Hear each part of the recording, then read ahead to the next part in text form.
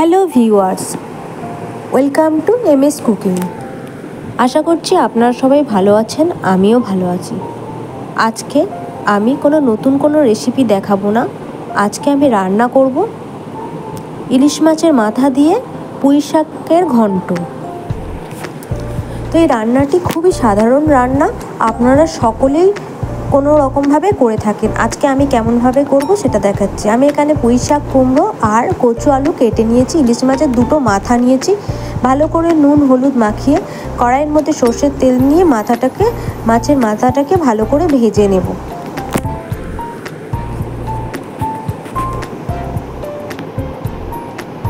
তো ভিডিওটি ভালো লাগলে লাইক কমেন্ট শেয়ার করবেন, আর নতুন কোনো বন্ধু হয়ে থাকলে চ্যানেলটিকে সাবস্ক্রাইব করার অনুরোধ রইল। আর পুরনো বন্ধু হয়ে থাকলে কমেন্ট করে জানাবেন অবশ্যই কেমন রান্নাটি হলো।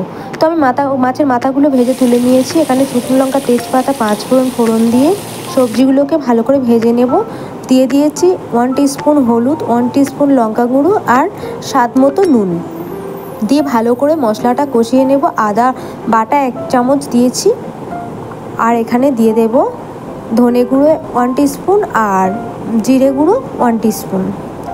তো দিয়ে ভালো করে মশলাটা কষিয়ে নেব। একটু জল দিয়ে কষিয়ে নিয়েছি, দেখতেই পাচ্ছেন কালারটা এসে গেছে, তেলও ছেড়ে এসছে। আমি তারপরে ধুয়ে রাখা পুঁই শাকগুলোকে আমি দিয়ে দেব।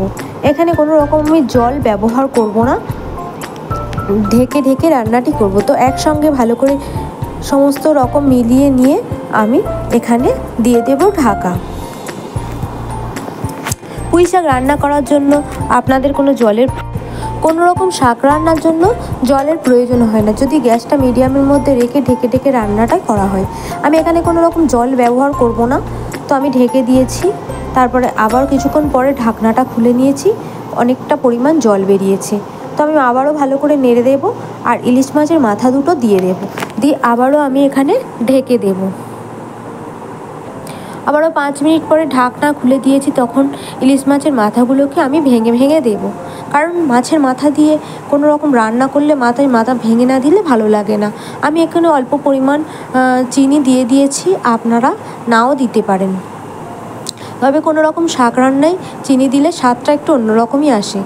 তো একবারে রান্নাটা মোটামুটি হয়ে এসছে, আর আমি একবার করে নেড়ে দিচ্ছি।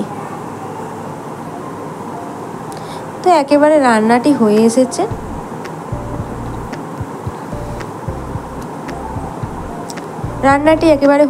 এবার আমি নামিয়ে ফেলবো।